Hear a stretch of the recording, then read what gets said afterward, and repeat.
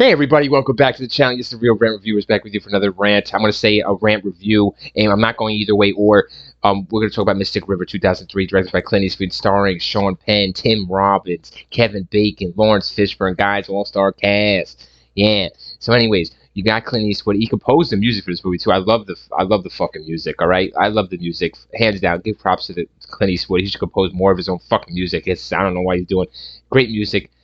Opening scene, three young little kids playing in the street like you would normally do, like anybody would normally do. And they're playing a little street hockey, and then some dudes pull up in a car, and they're like, get in the car. They're like, we're cops, get in the car. And the two kids, two of them are like, no. And the other one is kind of like, they're kind of pressuring the one. So they're like picking off one. But the other two are just letting it happen. So the one kid, they're able to get him to get into the car. He gets into the car. They roll out with the kid, and the other two kids go tell their parents. They're like, yo, they took Dave. They took little Dave. And they're like, who? They're like, some cops. Anyways, little fucking Dave, guys, has been kidnapped by two psychos who lock him up in some fucking house in the woods and assault him for a couple days. Dave is able to escape, guys, and run home on his own. And Dave is never the same. All right, but Dave, since this day forward, they don't hang out as much. They grow up. Clint Eastwood shoots forward to when they're grown. What happens is one of the kids is Sean, which is Kevin Bacon. He grows up to be a cop. The other kid is Mr. Sean Penn here. He grows up to be a local mobster of the neighborhood, local gang. You know, he's amidst a big hood, big shot shit. And then there's a daughter here, Emmy Rossum or whatever. And fucking the other kid is Dave. And Dave grows up to have a wife and a child of his own. And Dave's a little awkward, and you get to introduce to these guys once again, and you see that Dave is a little awkward, but you like Dave. Tim Robbins, guys, fucking great. He won Best Supporting Actor for this role, an Oscar. He should have. I love his awkward but lovable, caring fucking character. How do you play that? Like, how do you say, hey, Tim Robbins, this is what you got to do. You got to play a fucking character that's going to be awkward, but he's going to be also lovable, and you got to like him. And he pulls it off. And Sean Penn as well, this fucking mobster, this trigger man, this hair-tempered, don't fuck with concrete wall, I will bulldoze you kind of man. Like, you could feel, like, I don't want to touch him, you know, 'cause he's iron. You know, like, that's the kind of character he plays. I don't want to touch him. I don't want to be around him. I don't need to talk to him for any kind of reason. You know, this is someone I just passed by in the neighborhood, and that's all we do. I don't want to get involved. Fucking great. And he won Best Actor and for this role in Mystic River. Anyways, let's get into it. So he owns a local little gas station store, a little, you know, Sean Penn over here. And he's got his daughter, and his daughter says, oh, bye-bye, Dad. I got to go somewhere. So she fucking hits the bricks. She's not seen, though, till the next day, and they can't find her and shit. And everybody's like, yo, where's Katie? And everybody's like, I don't know. And they find Katie, though, guys. They find Katie. But Katie's not alive. You know, Katie's dead. Yeah. Katie was killed. And you got this scene here with Mr. Penn freaking out. Now, they got 20 cops holding Mr. Penn back. It would only take about 3 cops to hold Mr. Penn back. I did mention he's like iron. I did mention his... But Mr. Penn in real life, I know he's not... You know, he can be taken, you know? His soul could be ripped out of him. So... But his soul is ripped out of him here when he finds out the news of his daughter's death. He is fucking wrecked. And from this point on, he's wrecked. He wants to find out who did this, guys. What happens is Dave is somehow involved. You know how Dave's involved? Because he saw Sean Penn's daughter that night. Yeah, he was one of the last people to see her alive, guys. At the bar that she was dancing at, partying at. You know, then she left and she was never seen, apparently. So they go to question Dave, you know, Mr. Bacon, because that's his friend. So he's like, yo, Dave, do you know anything after that? And Dave's like, no, I just went home. But what happened is Dave didn't just go home, guys. No, he did not. Dave's lying. Mr. Tim Robbins is lying to his friend, Mr. Bacon, his old childhood pal. Why is he lying? Because what Dave did, man, what Dave did, Dave did something. Anyways, let's move on from Davey.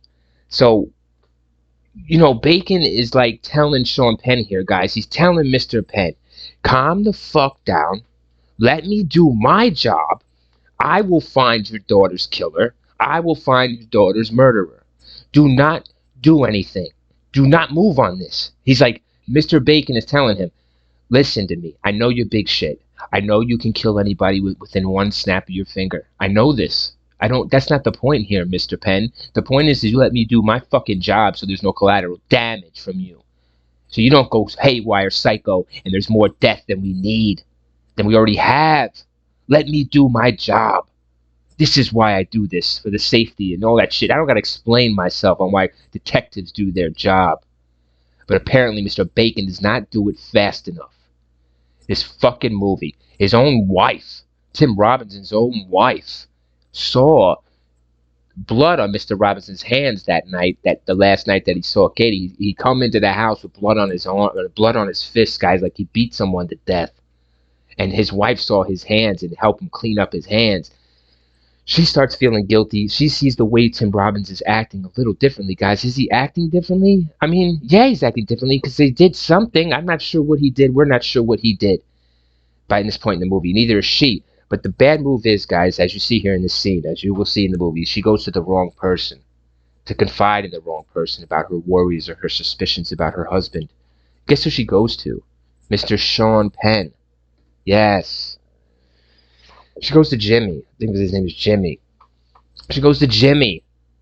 His own wife goes to Jimmy and tells Jimmy that what she saw that night, the blood on Mr. Robinson's hands, Katie disappearing the same night, him talking fucking funny. Wow, huge mistake, guys, huge mistake, because you tell the wrong person, what she did.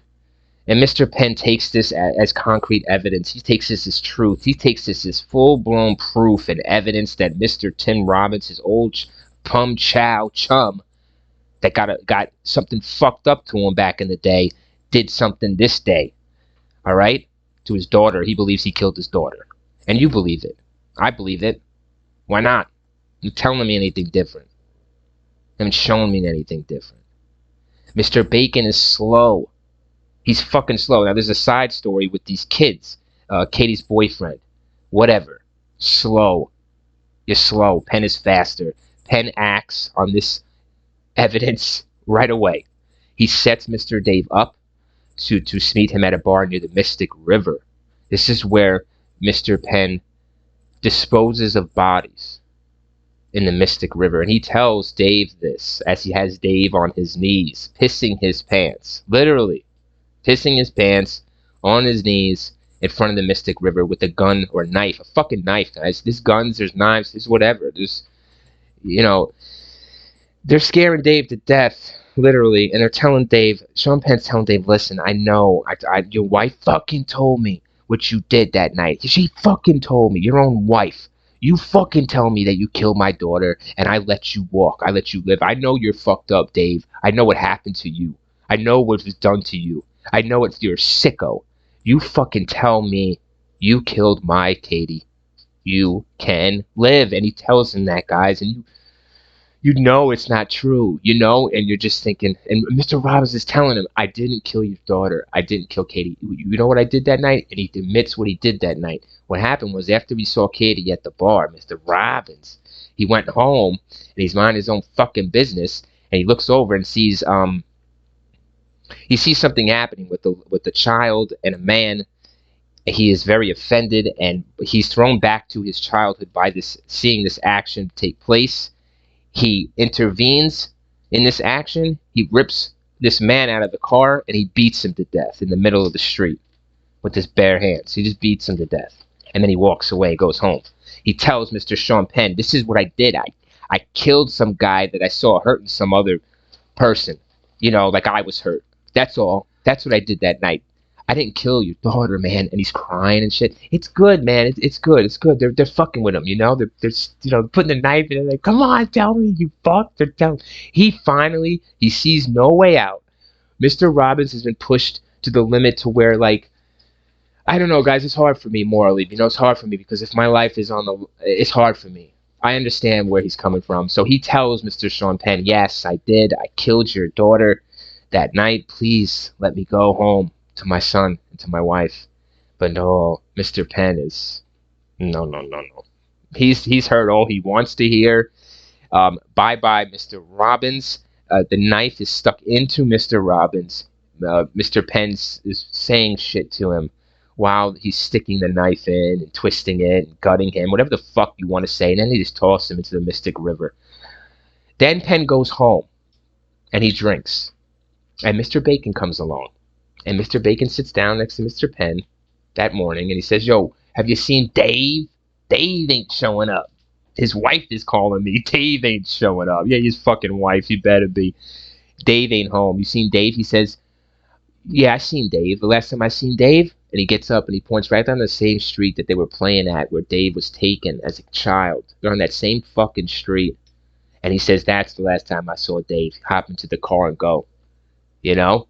And wow, it's a rocker, boy. And then Mr. Bacon is like, he fucking knows. And he's like, "Oh, man." He's like, "Dude, we found your daughter's killer." Because what happens when Dave is being killed at the same time, Mr. Bacon has found the real murderer of his Mr. Penn's daughter, Katie. It is actually the boyfriend's brother.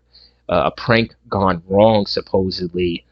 Trying to scare her on the way home or some shit with the car. She crashes the car due to their prank. They're afraid she's going to rat them out or something, or they're going to get into big trouble. They chase her down with the hockey stick and beat her a couple times. She's dead.